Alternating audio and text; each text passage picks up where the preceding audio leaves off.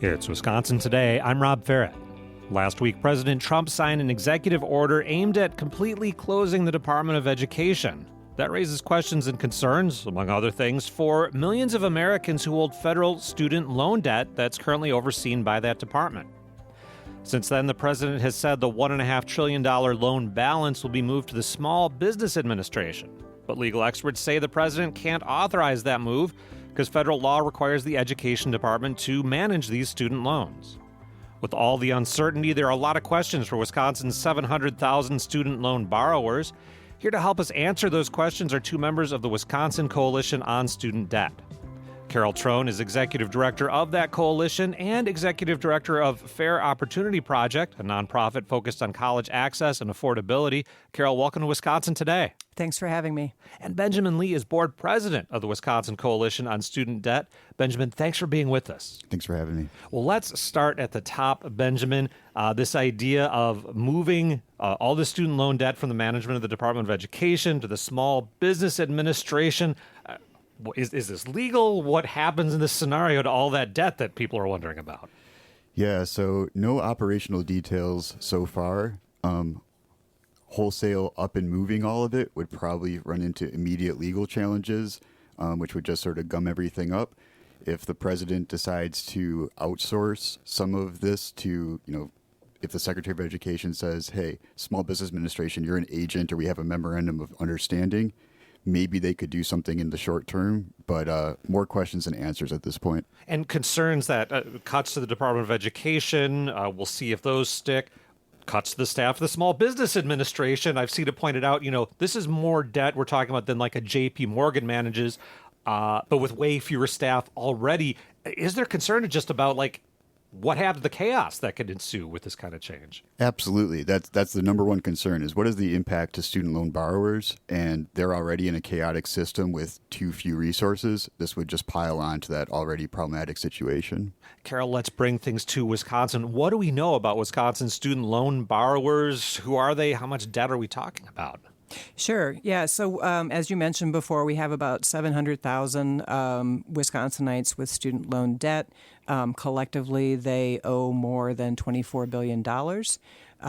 We know that so some of the borrowers in that group who are affected would be those borrowers who enrolled in the SAVE program. There's about 135,000 of those borrowers. And then we also know that a very popular loan repayment program, public service loan forgiveness, we have about 280,000 public service workers, of whom some of those will have loans. You have, I understand, a helpline. Are you getting questions in this time of turmoil here? What kind of questions are you getting from people? Yes, absolutely. So we have a helpline. It's 833-589-0750. And we set it up. We are an independent nonprofit organization. We set this up because we know that Wisconsinites are going to have questions about their student loans. And so we provide confidential advice. We don't give personal guidance specifically on their loan situation. But what we can do is that when borrowers will call, they'll ask, well, how do I know what loans I have? How do I know what I owe? What repayment program am I in? We're hearing a lot of people saying, I'm hearing these changes in the news. How do I make sense of this? How does this affect me? And Carol, you mentioned that public service loan forgiveness program, and we've had other executive orders or statements from the White House saying, well, certain groups were not going to forgive these loans. Again, up in the air, legality, things like that. But what do we know at this point about what could happen there? Sure. As Benjamin said, a lot of this right now is basically distraction. So we hear these announcements. What we know in the particular case you mentioned about the executive order around public service loan forgiveness is that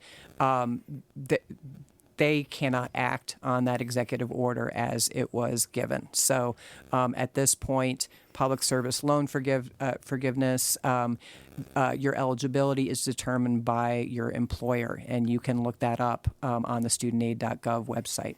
Now, Benjamin, we've seen in some cases changes being made to federal disbursements and things like that, even when they appear to be contrary to law and court orders and things like that. If a student loan borrower is seeing, hey, my forgiveness program, for example, isn't being honored, what do they do? Is there a legal recourse? Yeah, so some of the legal recourse isn't as available as it was maybe prior to this administration. It used to be easier to file a complaint with FSA or the CFPB. Now a lot of folks are actually going straight to their Congress people and filing complaints and opening cases that way. I'd also make sure that borrowers are documenting their interactions and also their sort of paper trail of any sort of forgiveness counters or messages that they've received from their servicers.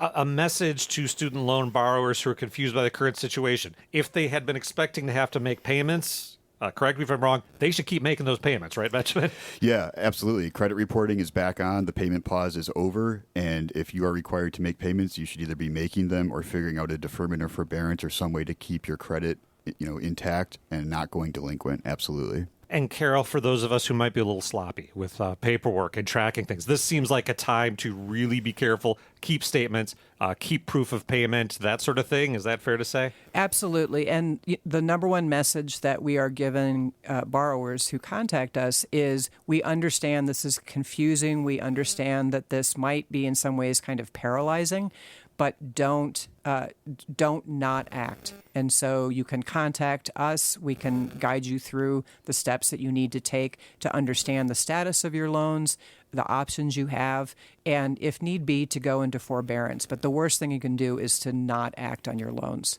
We're talking to Carol Trone and Benjamin Lee. They're with the Wisconsin Coalition on Student Debt, looking at the future of federal student loan debt after President Trump signed an executive order last week in an effort to close the U.S. Department of Education that handles pretty much all of our student loan debt here, at least the publicly held student loan debt. Carol, current students or incoming fall students, people who have filled out those FAFSAs or are waiting to do it late, what do we know about how this is affecting people who are looking to use student loans right now or in the fall? Sure. So there is a lot of uncertainty right now based on the various different pronouncements we're hearing, the executive orders. So I don't have the crystal ball to say what this is going to look like in the fall. However, we do know that the FAFSA, because you mentioned that, that's also something our coalition helps Wisconsin students with. But completion rates are higher than they were last year. In general, FAFSA submissions are going much more smoothly. And at this point, the information we have is that federal student aid is available. Pell Grants are available. People should proceed with the information that we have. Benjamin, something people might be wondering is, okay, if somehow the administration of the student loan debt moves to this Small Business Administration or wherever, am I going to keep paying the same interest rates? Like, can things change in my contract if the handler changes? I would say no. The master promissory note that all borrowers sign when they take on student loan debt at the federal level locks you into certain obligations, and it also locks the government into certain obligations, and that's all under the Higher Education Act. Statutory rates for interest, benefits for forgiveness, that's all in there. Now, a lot of question marks. Benjamin, what are some of the biggest legal questions that you would hope can get settled, get sorted out so people have some sort of predictability here? I think a big one are these income-driven repayment plans, which right now are not available due to an injunction ruling in the SAVE litigation, so that's out of the Eighth Circuit Court of Appeals. I would just say borrowers need income-driven repayment. They have a right to access it, and that's a income that's based on your income and your family size, so it keeps payments affordable. Without access to those, some borrowers can't make payments, and that makes them sort of do what Carol said we don't want folks to do, which is be afraid, put their head in the sand, check out, and say, I can't do this. So income-driven repayment is a big one. And Carol, this is all coming as the Biden administration had tried various efforts to forgive partial lots of student loan debt that had various levels of success in various courts. Is that something that people are still facing confusion about, even before what we're talking about, the Department of Education today? Absolutely. I would say since before the pandemic, there's been, I'd say, just a series of things between the pandemic payment pause, changes in different kinds of income-driven repayment plans. There's a lot going on. It's very confusing. That's basically why our organization exists, because it's a lot to keep track of. People can call us. They can email us as many times as they have questions. And let's, Carol, get that helpline number again and the sort of questions, the sort of help you can provide for people. Sure. So our number is 833-589-0750. It's staffed Monday through Friday from 8 to 4:30. You can also email us your questions at studentloanquestions@debtsmarts.org. And you can ask all kinds of questions like, how do I know what my balance is? How can I keep track of what payments I've made? Who is my servicer? Is PSLF still something that I can pursue?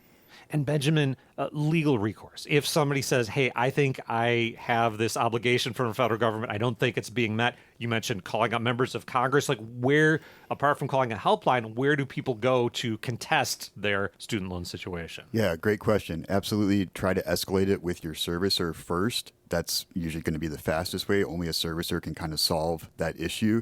If the servicer is not giving you the help or the answer or the service that you need, I would say then it's time to maybe file a complaint with the CFPB, reach out to your congressman, whatever it takes. Once again, don't get discouraged, don't give up, pay attention to your student loans. We'll leave it there. Benjamin, thanks for joining us today. Thanks for having me. And Carol, thanks for being with us. Thanks so much for having me. That was Carol Trone and Benjamin Lee from the Wisconsin Coalition on Student Debt. They were here to talk with us about the future of federal student loans after the president signed an executive order last week aimed at dismantling the Department of Education, which handles those loans. Well, hey, a lot going on here. Is this affecting you? Are you feeling uncertainty about your student loans, current, past, future? Let us know what's on your mind. You can email wisconsintoday@wpr.org. That's wisconsintoday@wpr.org.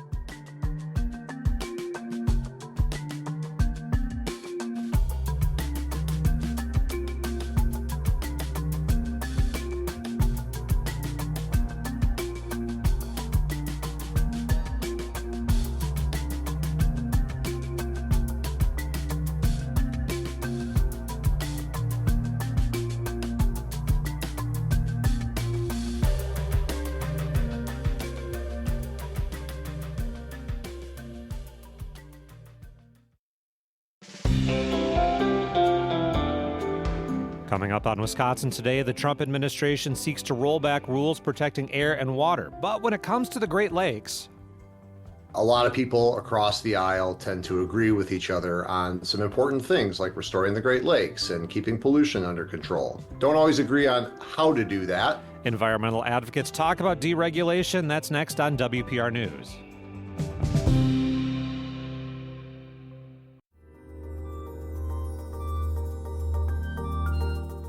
You're listening to Wisconsin Today. I'm Rob Ferret. Congress provided billions of dollars to help communities remove lead pipes under the 2021 bipartisan infrastructure law. The funding will help water systems pay for those projects. Almost all of them can apply for forgivable loans where they don't have to pay back some of that money, but Superior's water utility is barred from doing that. Danielle Kading has more. At a local brewery in Superior last year, President Joe Biden said Wisconsin was getting more than $1 billion to provide clean water and remove lead pipes. A crowd applauded as he said people would be able to drink water from their faucets without getting sick from lead exposure. That's why we're going to eliminate every single lead pipe in America, and I promise you that. We got the money to do it now. There's just one problem. Superior is the one place in the state that can't access federal loan forgiveness to remove lead pipes.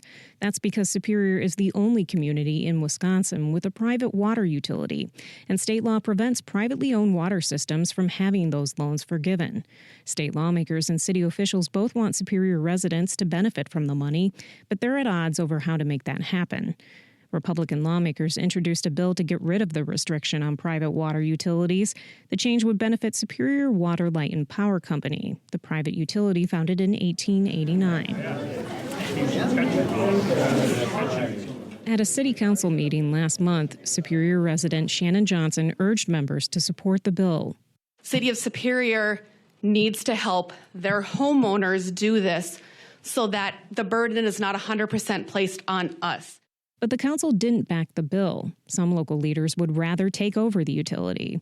That's because they're frustrated that residents are paying some of the highest water rates in the state. Utility regulators approved an 11% rate hike last year. Superior Mayor Jim Payne says the city could borrow money to buy the utility instead. All of those increased rates that they've been raising on us, we can just use that to pay for the bond. Last year, local leaders lobbied for the change in state law. At this year's lobbying event in Madison, Superior City Council member Mark Johnson says he still thinks pushing for the change to state law is the better option for Superior. I don't know that we will be able to get it done with the same efficiency and at the lowest cost that we can if we change this bill. Superior Water, Light, and Power Company estimates it would cost residents an average of $10,000 per household to replace around 700 privately owned lead lines. The utility also needs to remove 3,700 lead lines that it owns. The utility's rates manager, Jossie Scandell, says they may be able to cut costs for residents in half or even more if they can access loan forgiveness. So we'd be able to utilize those funds to help our customers really offset the cost that they would have to pay to replace their lead service lines. But state environmental regulators say the average cost to replace lead pipes is roughly half that much. And Superior City Council member Jenny Van Sickle points out that the utility has been eligible to apply for low-interest loans from the state for a decade, and it hasn't done so. Van Sickle questions why a for-profit company should be allowed to compete with Wisconsin communities for federal funding at all. They're the only company in the world selling Lake Superior water at an extraordinary profit. In 2023, the Superior Water Utility made roughly $2 million in profits after expenses. But Superior City Council members point out that the company is owned by Duluth-based Elite. The multi-billion-dollar company drew in $179 million in profits last year. The utility hopes to get the law changed by the end of June, which is the next deadline to apply for funds. Even if the bill passes, some local leaders say there's no guarantee the private water utility would be awarded that money, since it would be competing for those funds. There's also no guarantee that the Trump administration will provide federal funding. It's already paused some spending under the bipartisan infrastructure law for electric vehicles and climate-related projects. Danielle Kading, Wisconsin Public Radio. This is Wisconsin Today.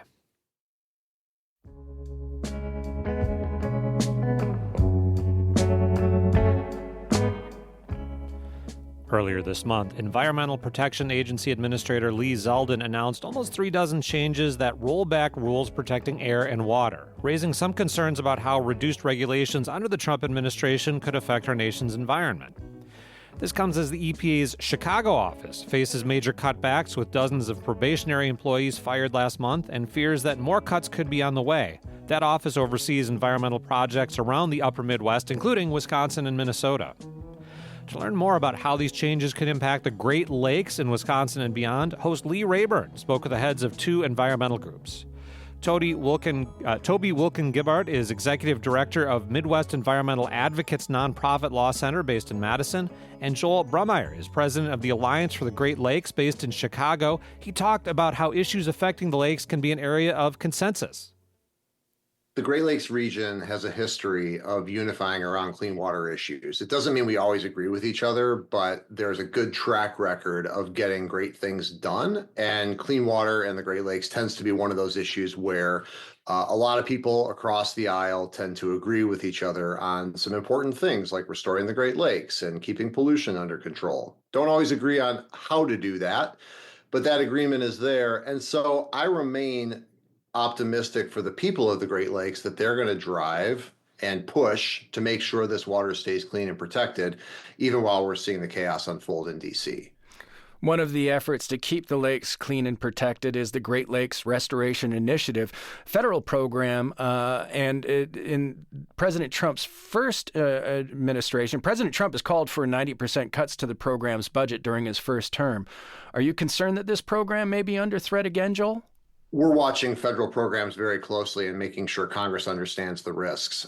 So the Great Lakes Restoration Initiative, funds called the state revolving funds, which pay for a lot of the water infrastructure we all depend on to keep ourselves healthy and our lakes healthy. Those are programs that have to remain not just funded, but really turbocharged. And so, we're obviously watching apprehensively to see what happens in the context of this proposed 65% cut of US EPA's budget that President Trump has voiced. And it's going to be an interesting next few months as Congress figures out what its spending levels are going to be. As Senator from Ohio, Vice President J.D. Vance was co-chairman of the Great Lakes Task Force and a supporter of the Great Lakes Restoration Initiative. Do you have hope that there may be some support within the executive branch? I don't know. I don't want to speculate too much. What I do know is that support for water funding programs, at least, remains really strong on Capitol Hill. And so the big question now is, will Congress on both sides of the aisle actually step up and stand up for the Great Lakes, be champions, and really make it clear to the White House that these programs are important? Will they reauthorize programs like the Great Lakes Restoration Initiative, which is on the table this summer? We shall see about that. And I am also, though, concerned, of course, about some of the regulatory rollbacks that have been tipped by the White House, which, it's one thing to be able to spend money to support the Great Lakes. They also need regulatory protections to keep them clean. And Tony, turning to you now, your organization told Investigative Midwest in January that state law could play a role in minimizing some of the impacts of the rollbacks to federal environmental protections. What role would Wisconsin's environmental regulations play compared to federal standards from the EPA? Well, I don't want to understate the chaos and the destruction that we're seeing right now at the federal level. It's important for us to be concerned and to oppose these efforts. Certainly, we can talk more about that, but it's also important to underscore the fact that as important as the EPA is, as important as federal environmental protections are, in most respects, the frontline response to pollution happens and occurs through state laws and state agencies. So in Wisconsin, the Clean Water Act, the Clean Air Act, the Safe Drinking Water Act, all of these bedrock environmental laws are embedded in our state law. And it's the DNR and state agencies that are enforcing these laws on a day-to-day basis. So these are laws and protections that operate on a state level that the EPA and Donald Trump don't control. And so I want to emphasize what Joel said there. As much as there's reason to be concerned, we shouldn't panic. There are important things that we can do on the state level and on the local level to ensure that the Great Lakes region and the health of Wisconsin communities are still protected. And often that involves advocating on the state level. Midwest Environmental Advocates is an environmental law firm that works primarily with ordinary Wisconsinites, and we work through state laws and state agencies because most often those are the most powerful and the most applicable laws that we have to defend our rights to a healthy environment. And so, again, there's a lot of reason to be concerned, but a lot that we can do, especially on the local and the state level. And do you think the EPA could put some pressure on states like Wisconsin to walk back any of their environmental protections? I don't see that happening directly. That's not the way in which EPA and states work together to enforce laws like the Clean Air Act and the Clean Water Act. It is certainly true that if we see mass layoffs, cuts in funding, like we were just talking about, the job of state regulators becomes much, much harder. But that's why it's then imperative on all of us to hold our state government accountable to do its job and to advocate and to work on a state level that these issues are prioritized. So speaking of staff cutbacks, Joel, dozens of probationary employees at the Midwest Regional EPA office received termination notices last month. Workers there have been warned further cutbacks could be coming. How would cuts in this office affect environmental efforts across the Midwest and in the Great Lakes? So EPA, in addition to those probationary cuts, EPA and lots of other federal agencies were directed to provide restructuring plans to the White House recently. And so we're anticipating another major announcement of cuts. And I already mentioned that, EPA Administrator Zeldin has already said that they're looking for a 65% plus cut in spending. So more cuts are on the horizon. Unfortunately, this initial round of cuts was done in a way that really wasn't an objective review of the agency's responsibilities, right? It was just cuts across the board. And so, there's always room for improvement to how any government agency operates. But this initial round of cuts was done in a sweeping way that doesn't really address what that agency needs to be doing. So again, we'll be watching closely to see what cuts are proposed under any reduction in force or reorganization. But a couple important points for people in the Midwest. One is that the Great Lakes National Program Office, which runs the EPA's Great Lakes programs, has to be located in a Great Lakes state. Two, we'll be paying attention to any proposed relocation of US EPA's office, which is called the Region 5 office in Chicago, as we expect there's going to be a push to consolidate some of those across the country. In terms of impacts, I think Tony put it really well that, this is a place where the Great Lakes states need to be challenged to step up and champion clean water and not wait for some, fix at EPA to save the day. And so that, again, makes it incumbent upon our state leaders to demonstrate how they're going to be making sure their agencies get the funding and the staffing and the visibility to be able to do their jobs at a time when we expect to see cuts in federal staff, and that means maybe fewer eyes watching what's going on in the lakes. That's Joel Brummeyer, president of the Alliance for the Great Lakes. We're talking about how proposed rollbacks on federal environmental protections could affect the Great Lakes. Also with us, Tony Wilkin Gibbart. He is the executive director of the Midwest Environmental Advocates, a nonprofit law center. And Tony, the U.S. Army Corps of Engineers says that Enbridge's Line 5, connecting Superior to Ontario, may be fast-tracked under an executive order from President Trump that declared an energy emergency. How would this affect the ongoing dispute over this project? Well, I think I'd respond to that by elaborating on this basic point that we've been making, that it's incumbent on states to step up and that state law continues to be a powerful force for environmental protection. My organization, along with Clean Wisconsin, filed a petition for contested case hearing over the state permitting process for the Line 5 reroute in northern Wisconsin. This is a proposal to construct over 40 miles of new oil pipeline across over 180 water bodies, and it would keep aging oil infrastructure operating in the Great Lakes Basin for years, decades to come. We believe that Enbridge has not met the requirements of state law as it relates to the protection of waterways, the protection of the Great Lakes, protection of wetlands, and we are prepared to make that showing later this year in a contested case hearing or administrative trial.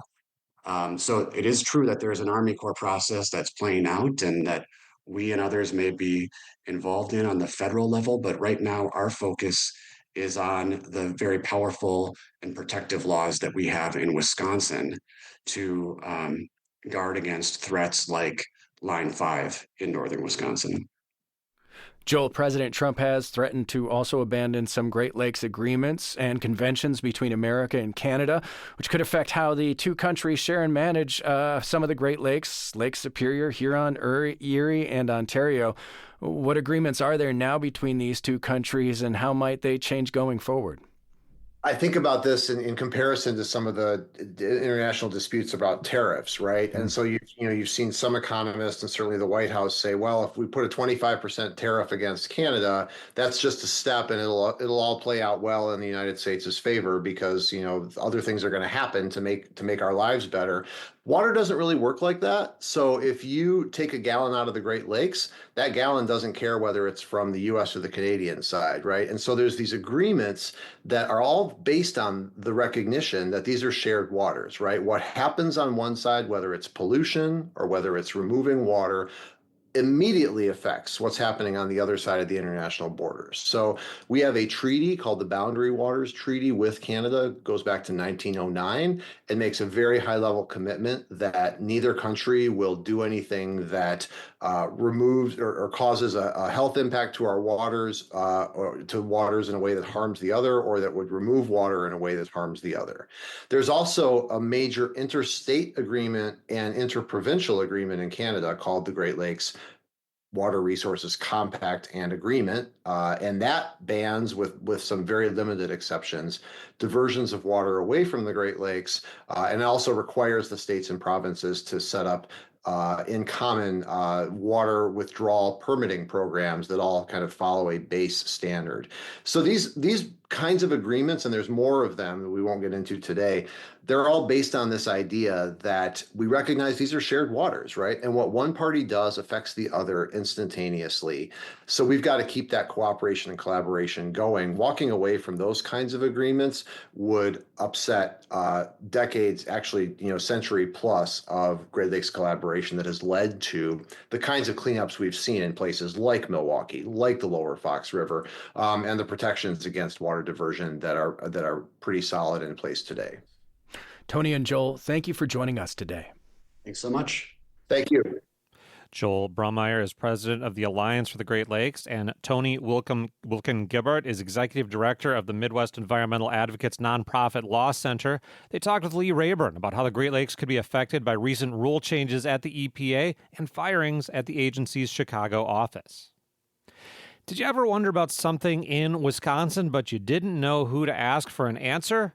WPR's Wisconsin project might have the answer you're looking for, or they can find it. We'd love to hear your questions. What are you curious about in Wisconsin, or about its people that you want WPR to check out? Could be something serious, or maybe a little off the beaten path. Past Wisconsin questions have tackled the origin and meaning of the word ope, as in ope, just going to slide past you there. And why is Michigan's Upper Peninsula part of Michigan instead of Wisconsin?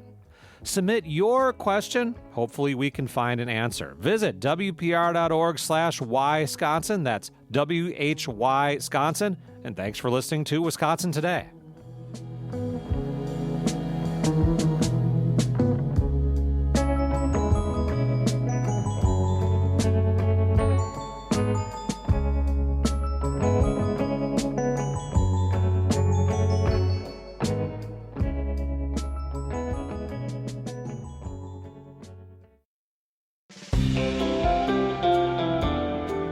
Still ahead on Wisconsin Today, poverty can be less visible in rural areas. In Barron County, a coalition is helping to get residents connected with vital needs and working on really helping to bring that to light and show our community that even though you might not see it, it's definitely still here. It's just in the corners and out in the country. The work of the Community Connections to Prosperity Coalition. That's next on WPR News.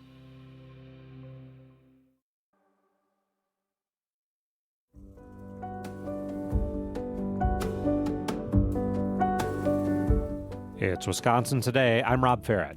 Barron County residents in need have access to housing assistance, clothing, and food thanks to the Community Connections to Prosperity Coalition. On a quarterly basis, the Northern Wisconsin group brings more than 20 service agencies together with community leaders to provide help all in one place. With its creation nearly a decade ago, the coalition is building new solutions to reduce poverty. From tiny homes to food recovery to free laundry services, we're learning more about the organization's work and the challenges of dealing with poverty in rural communities. Steering committee members Alyssa Lammers, Sarah Turner, and Jennifer Jorgensen talked to WPR host Lee Rayburn last week. Sarah, I want to start with you today. Not only are you a committee member with the Community Connections to Prosperity Coalition, but you also work in public health. You're the health specialist with the Barron County Department of Health and Human Services. What do you see in your community as the effects of poverty? Yeah, so one thing, I have a unique perspective being a part of public health is we conduct community health assessments. And so we do get to see and take a look at some of that data. And that paired with some of the projects that we're going to talk about a little bit later today shows us that kind of the top issues that always come to the top when we're talking about poverty are food, clothing, and housing. And, being in a rural area, there's a lot of challenges. We don't have big cities where people can come and get a lot of services. We have a lot of rural families where transportation is an issue. So even if we do have programs that address these needs for people, it can be difficult for them to reach those resources. And so we depend a lot on our partners and our schools, and we do things kind of in a unique and different way in rural Wisconsin to help people get what they need. And Alyssa and Barron, you're the caregiver specialist and health promotions coordinator for the Aging and Disability Resource Center there. Why did you decide to join the Community Connections to Prosperity Coalition? Yeah, we really wanted to have a seat at the table on this coalition just to bring the perspective from older adults and adults living with disabilities who we serve in our everyday work to the table, because they oftentimes have unique needs and perspectives. And so we thought it was really important to be a part of this coalition.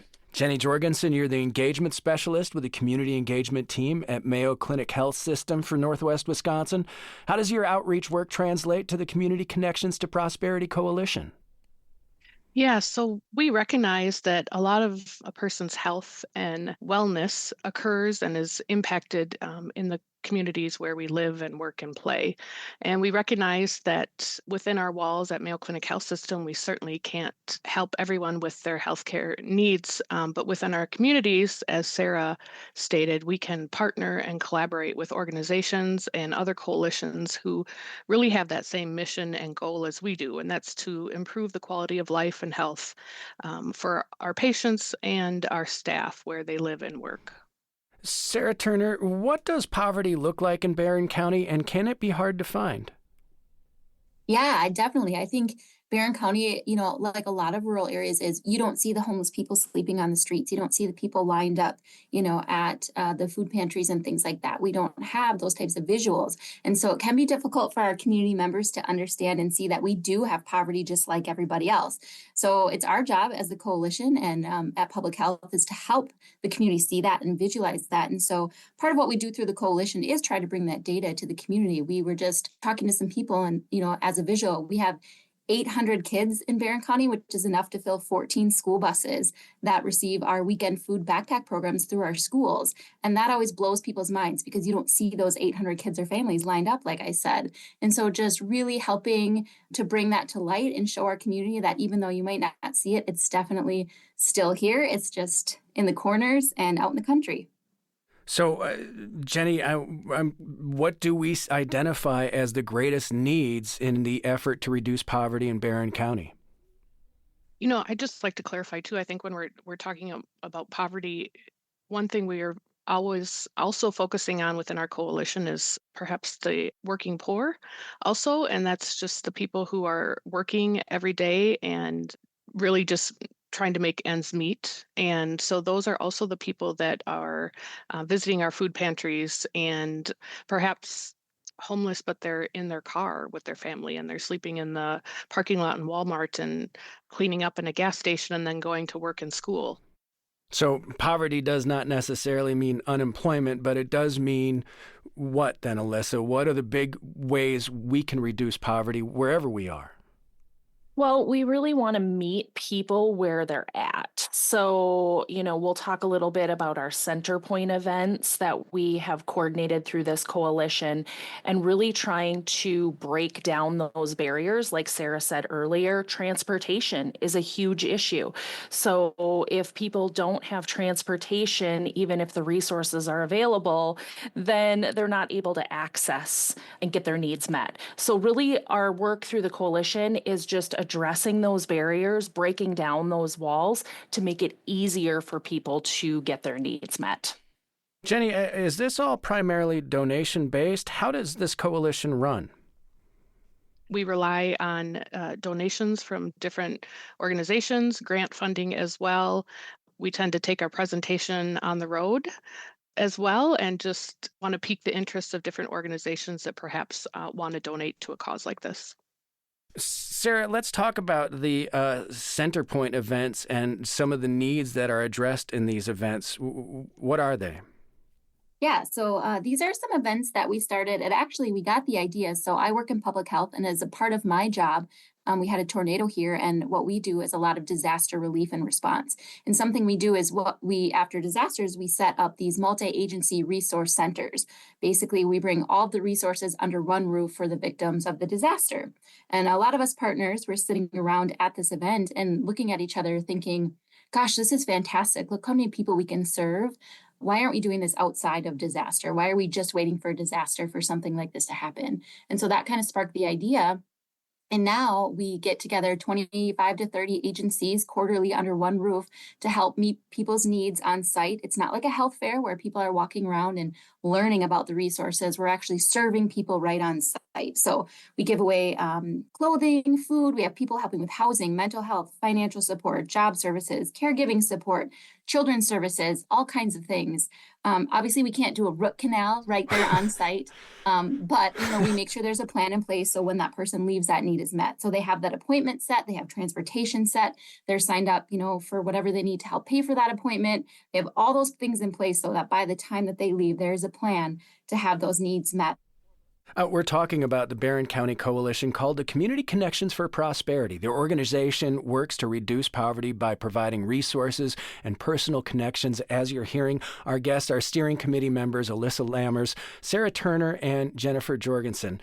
Alyssa, what's the next 90-day project for the coalition? What will you be focusing on here? We are going to be focusing on food security in Barron County. Our last 90-day project, we started some work around food security, specifically food recovery, which is working with community partners to source food that might otherwise go in the dumpster because it might be nearing expiration date. It might be just going unused for whatever reason. Finding that food and then dispersing it to people in need. And we started working on a toolkit to really bring awareness to the issue in Barron County and gather partners to the table that might be interested in participating in the project. So we're continuing that work in our next 90-day project because we didn't quite finish up that toolkit completely.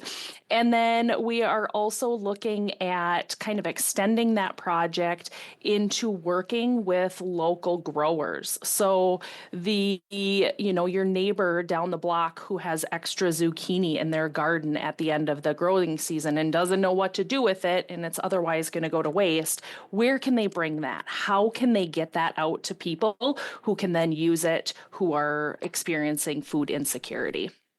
So Community Connections to Prosperity in Barron County has these center point events that are happening quarterly, that they have these 90-day projects, which are happening about every 90 days. Jen Jorgensen, tell us a little bit about what we've seen in the last year in terms of the impact that this coalition's had on Barron County. For the first time ever, Alyssa and Sarah and I actually got together and created an impact report and have been able to share that data with a lot of our partners. The impact is we were able to place 2 tiny homes that actually the concept started in 2019 and was delayed a bit because of COVID and other reasons. And we were able to finally place those tiny homes with our Salvation Army partner out of Barron County. And so those will be used to help unhoused residents have some temporary shelter from the elements. We also created a Loads of Love program. And that helps people who are in need of doing their laundry at different laundromats. We have partnered with a laundromat in Rice Lake and created a program to help those who need help washing their clothes do that. What about the Feed the Future program through the coalition? Yes. So the Feed the Future program was a 90-day project from our last cycle. And that too, as Sarah had talked about the hungry children in Barron County, we recognize there are 800 or probably more children who are utilizing many of the school's weekend backpack program services. The Weekend Backpack program fills up a bag of food that the child can take home for the weekend to feed them and their families. As we met with many of our backpack program partners at the local schools, we realized that their funding was pretty limited based on either private donations or business donations in those local communities. The group that worked on this project actually partnered with the Wolf's Den, which is a business in Cameron. They are having a 3-day fundraising event in May. And the goal is to hopefully raise $100,000 that we can equally distribute among all of the backpack programs in our school districts in Barron County.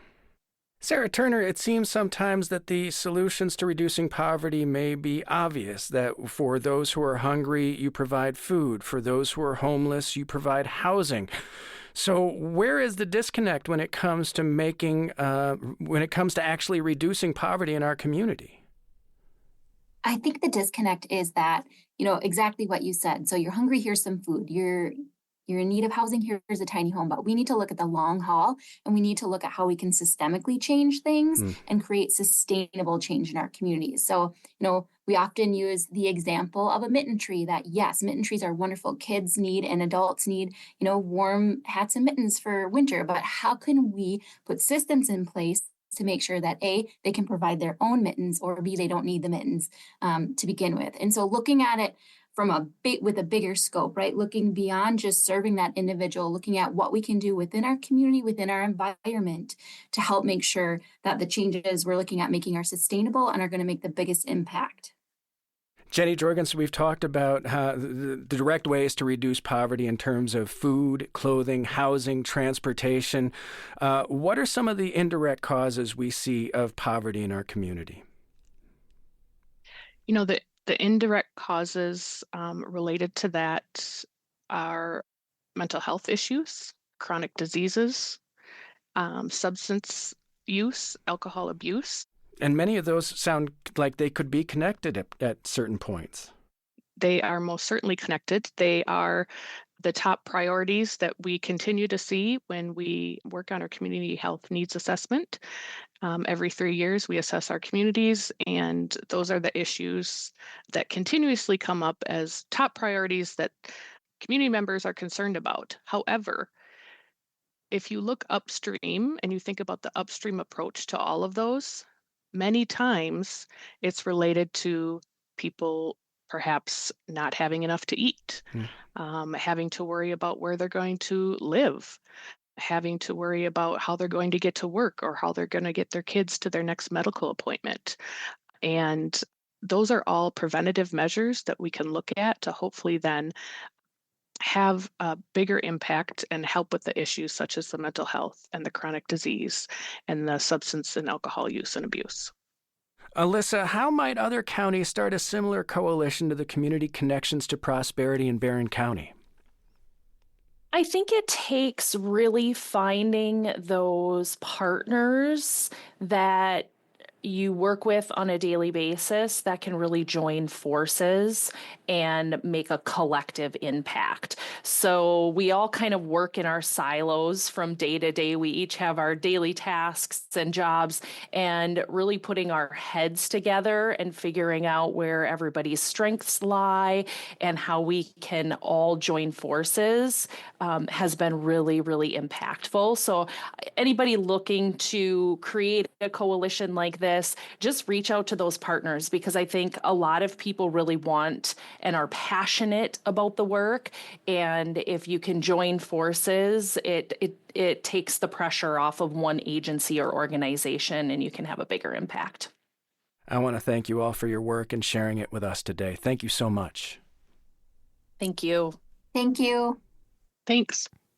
That was WPR host Lee Rayburn talking about the Community Connections to Prosperity Coalition based in Barron County. Our guests were steering committee members Alyssa Lammers, Sarah Turner, and Jennifer Jorgensen.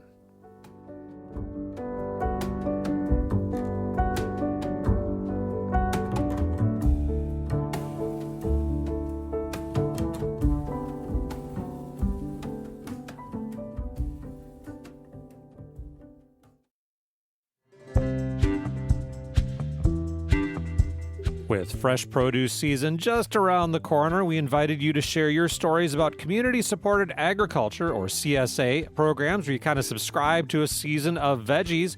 We got an enthusiastic call from Cheryl from Iron Ridge. Cheryl gave a shout out to her current CSA, Winter Spring Farm in the West Bend area, and to her old CSA when she lived further north, Evergood Farm in Rhinelander. I love my vegetables. They've taught me many different ways to use them.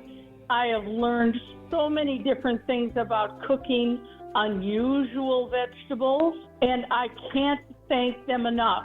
You can still share your CSA experience. Have you been introduced to intriguing new produce? Have you ever run a CSA farm? Do you right now? Email us. Tell us about it at wisconsintoday@wpr.org. You can also call or text to get in touch at 888-642-0232. That's 888-642-0232. Wisconsin Today is the work of a team of producers, hosts, and technical directors. Learn more about us at wpr.org/Wisconsin Today. I'm Rob Ferrett. This is WPR News.